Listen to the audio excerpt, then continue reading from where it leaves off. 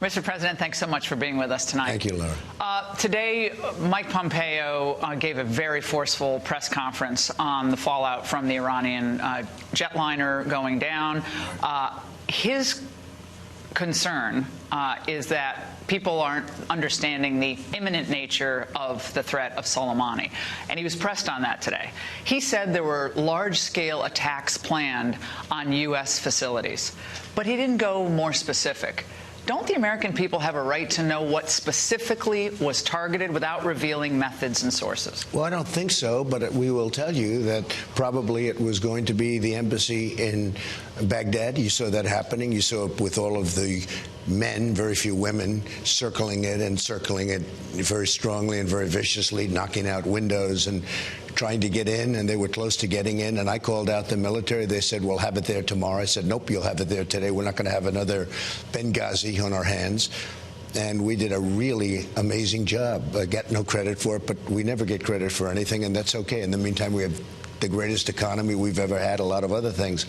But I think you would have had another Benghazi had we not acted quickly. That could have been stopped, and this was stopped. And we had our Apaches going there, the great helicopters, and they were dropping flares all over the place, and a lot of things were happening. They had action real fast, and everybody disappeared. Did they have large-scale attacks planned for other embassies? And if those were planned, why can't we reveal that to the American people? Wouldn't that help your case? I can reveal that I believe it would have been 4 embassies.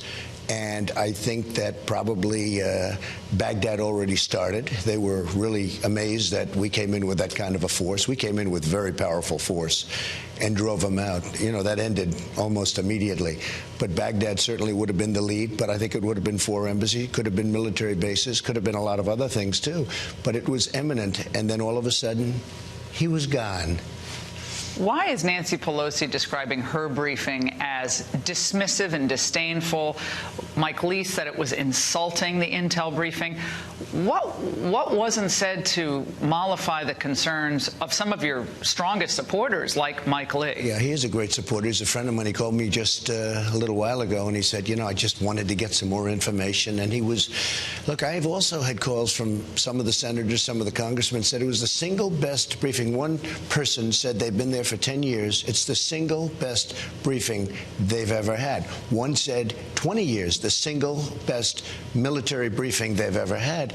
I understand what Mike had. Mike wanted certain things said, and we just couldn't say them. We could probably say maybe individually to him, and he's certainly a trustworthy person.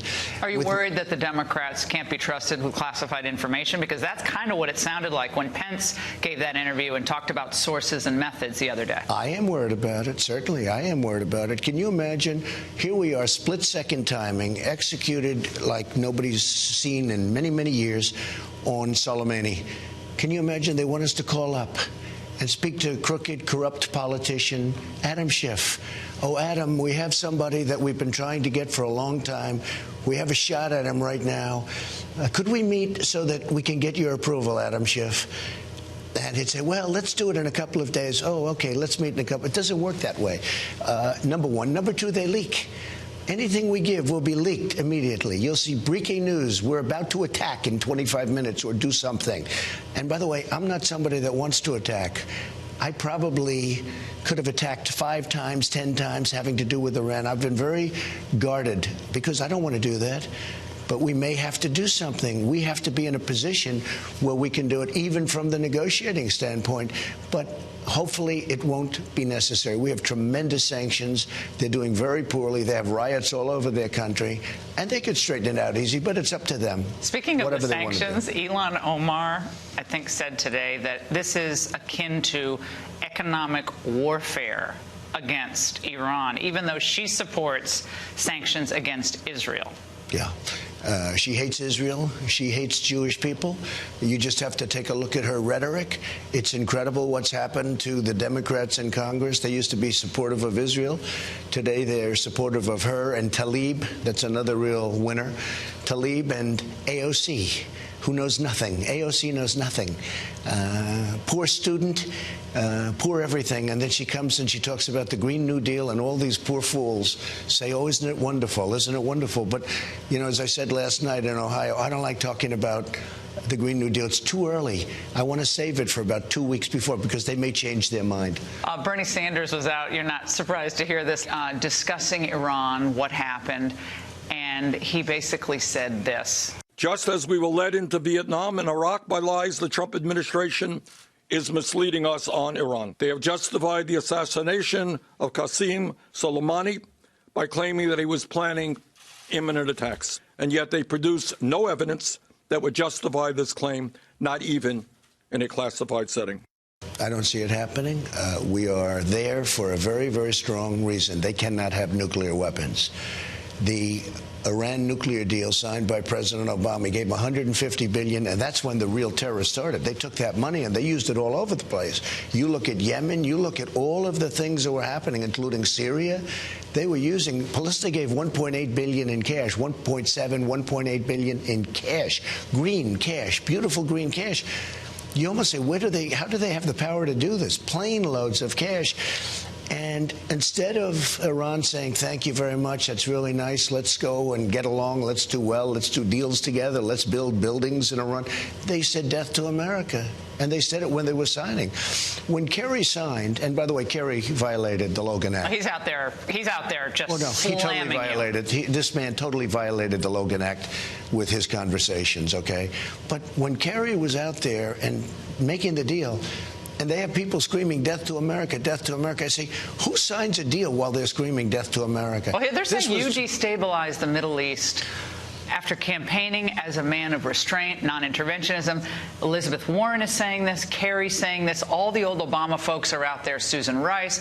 They're all kind of waiting in the wings. They're like, see, he's the guy that we told you he was. If you look at the Middle East right now, it's much tamer than it was when I got in. When I got in, it was just all over the place. Number one, we got rid of the caliphate, the ISIS caliphate.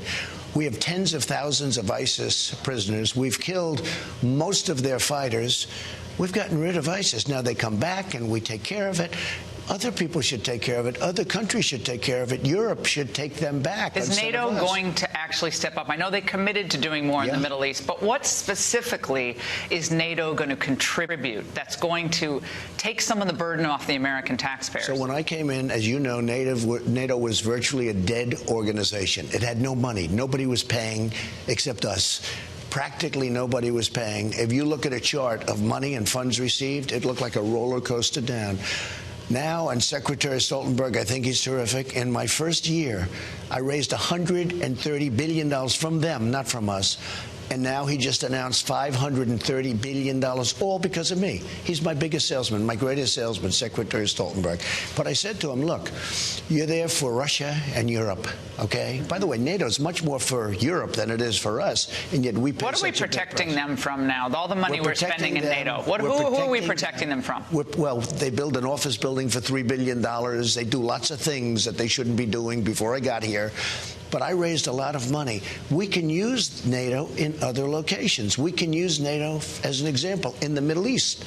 And that's what we should do. And I think, frankly, it's more palatable to countries in the Middle East if an international force comes in rather than just the United States. And from our standpoint, let somebody else pay for it. Why are we always paying? We pay for everything. One thing, I moved our troops out of Syria, on the border between Turkey and Syria. That turned out to be such a successful move, Laura. Look what happened. Now they protect their own. They've been fighting over that border for 1,000 years. Why should we do it? And then they say he left troops in Syria. You know what I did? I left troops to take the oil. I took the oil.